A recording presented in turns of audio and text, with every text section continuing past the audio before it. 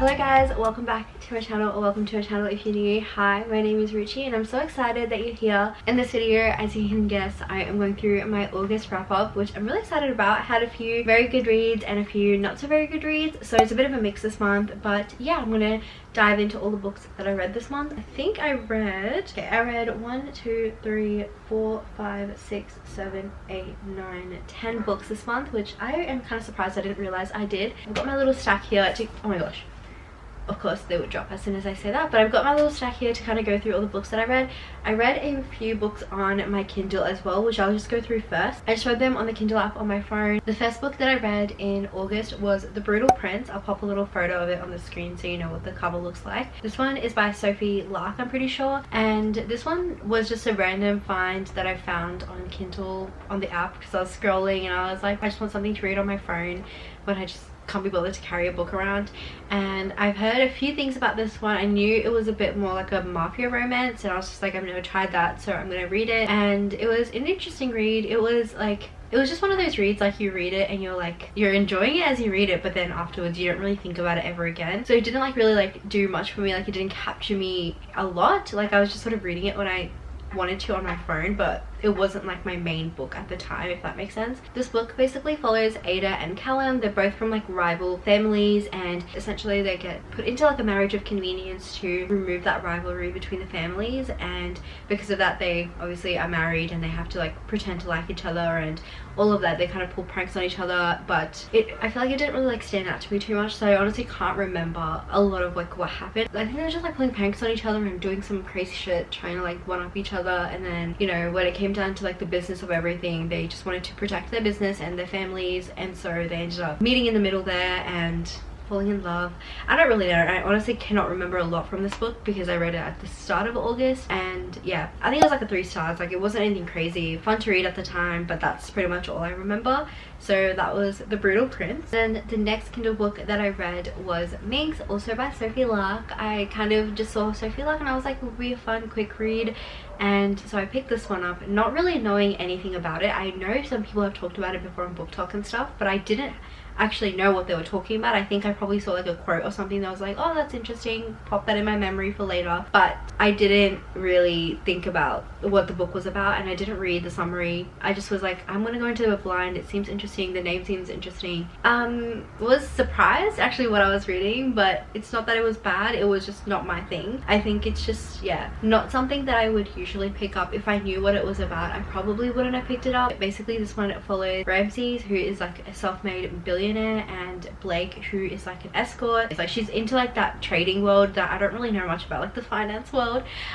So they're both sort of in that finance world, and she gets a lot of her information from clients and stuff, and so she makes a lot of money on the side trading and doing some stuff with that world. I am really bad at explaining that because I don't really know. And they end up meeting at one of the events and he ends up hiring her, and they just blur the lines a little bit because they start developing feelings. I just don't think I found their relationship quite believable. It just felt like too much was happening too quickly. I think for that reason as well, I'm gonna give this one a 3 stars. That was Minx by Sophie Lark. And the last book that I read on my Kindle app was Done and Dusted. I loved this book. First of all, can we just talk about the cover of this book, because it is so freaking beautiful. I literally want the physical copy because I want to see this cover in person. It is so beautiful. It was such a good read. It's a simple little story. It is a brother's best friend sort of love story. Basically this one follows Clementine and Luke. So Clementine is a rider, she's in that horse riding world, and Luke is basically a bar owner back in her hometown. Something happens in her career and she ends up moving back home, and when she's there she meets Luke, and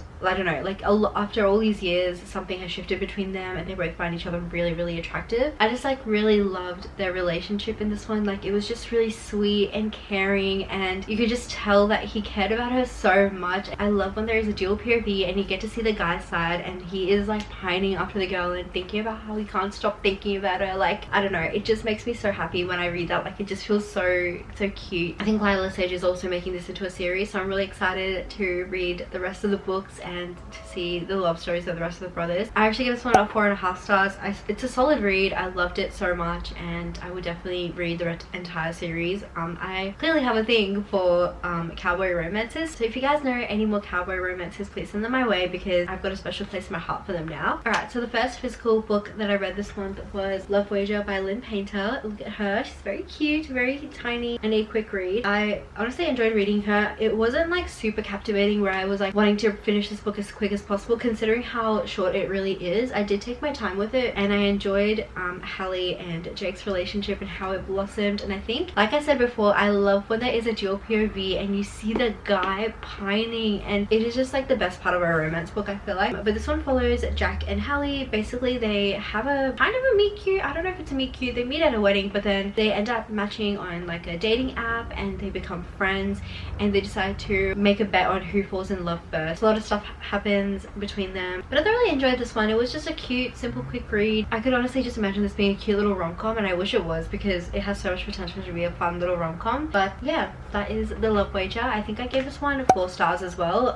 It's just a fun, easy read. Alright, so the next books that I read this month were from my reading fantasy books for a week video, and if you want to know like any opinions that I had as I was reading, definitely check out the link below because I'll have it tagged for you guys to watch if you want. But yeah, so the next book that I read this month was Serpent and Dove. This one was a fantasy book, obviously. This one follows a witch and a witch hunter, so it follows Lou and Reed. Lou is the witch and Reed is the witch hunter. But yeah, it was kind of like a marriage of convenience and they end up forming a relationship all the while he doesn't actually know that she's a witch, and then things come out later. I think the ending of this book was so good. Like there was just so much action happening, and because of that I found it really riveting towards the end. But I think the start kind of lost me a little bit. It felt quite long. Yeah, the end was like really good and it definitely set it up for the next book because there's still so much that needs to happen and I don't really know how they're going to solve everything. So this one I gave 3.75 just because I think I had to read so much into the book before it like got really interesting. That was Serpent and Dove. And then the next book that I read this month was Belladonna by Adeline Grace. I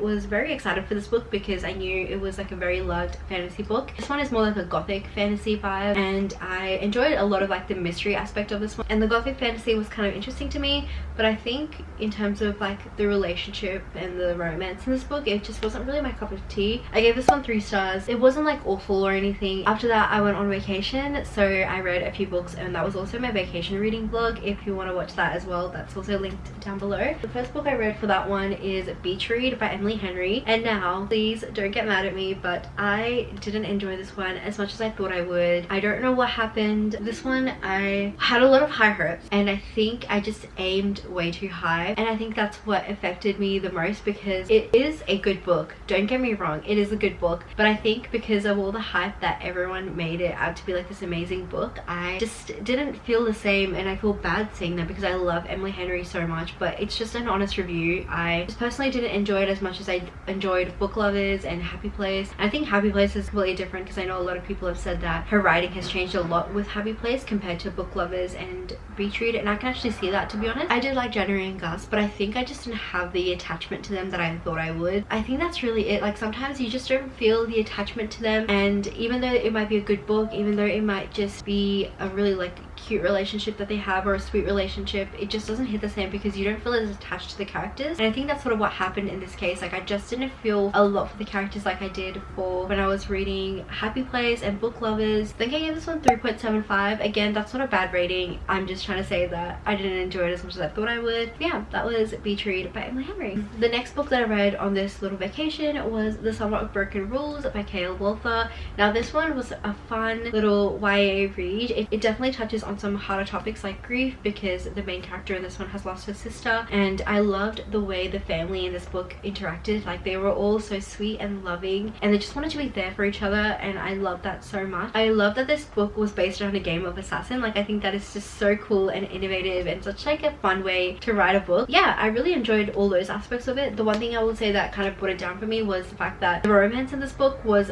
very insta lovey, like very insta lovey, because she's only there for like a week, max like a week and a half. I think it's crazy that it all happened in 1 week because just so much is happening in this book. I think that was just one of my things. I couldn't fully believe their relationship because they just moved so quickly, in my opinion. But apart from that, it's a fun little YA read. It was definitely giving me all the summer vibes and I thoroughly enjoyed that aspect of it. I enjoyed this one. This one was a 3.75 as well. So the last book that I read this month was Every Summer After. Basically, yeah, they're childhood friends to lovers. Something happens between them and they just don't talk for like 10 or something years, and she's like still obsessed with him and in love with him. This one, I just again don't know why it was so hyped up. As I was reading this, I felt so icky at the end. I don't know, I just like didn't enjoy that, and I think it just made the book really icky after. And even though it's supposed to be a summer book, a lot of the book is just really sad. There's not a lot of summer feeling. She just seems really miserable, and I guess you can only see the summer aspect of it when they go back in time to show like their childhood and stuff. Unfortunately, this was a bit of a dud and it was a bad way to end the month, but at least I got to know if I would like this book or not because it's been on my TBR in my head for a while. I am intrigued by Meet Me at the Lake, so maybe I'll pick that up, and maybe this one is just one bad one and she might win me over with Meet Me at the Lake. But sorry, Carly Fortune, this one was just not for me. I think I gave this one 3 stars, but it's like 2.5, 3 stars. It was just not my kind of book. But yeah, that was Every Summer After. These are all the physical books that I read this month, and obviously you guys know that I read a few on my Kindle. I am so excited for my September reading. I've already started reading for September, and let me just tell you, I've already had such a good month so far with some of the books that I've read, so I'm really happy with how that's going. Oh my gosh, I nearly forgot. I also read Fourth Wing this month, and let me just tell you guys, Fourth Wing was such an amazing book. Like, I think it deserved all the hype and more. Like, it was such a good book. I don't have a copy with me right now because I lent it out to someone, but I've been literally telling anyone and everyone to read Fourth Wing just because I want to discuss it with them so bad. Like, I'm forcing my boyfriend to read it at the moment. I forced my brother to read it, and best believe I'm going to be messaging all my friends to start reading it because I thoroughly enjoyed it so much. I love the world, I love the dragons. Oh, it was such a good book and I thoroughly enjoyed. There's definitely a character that I hate, but I'm not going to say anything because I don't want to give anything away. But the ending got to me so hard. Fourth Wing was amazing. I gave that 4.5. I loved it so much. It's like a 4.75 honestly. I've like not stopped thinking about it, and I keep getting TikToks about it, like with fan art and everything, and I'm just so excited. But yeah, that was Fourth Wing. Thank you guys so much for watching this video, and if you liked it, make sure you give it a thumbs up and subscribe to my channel down below. I would really appreciate that. And yeah, I'll let you guys know what I read in September very soon. But yeah, I'll catch you guys in the next video. I love you. Bye.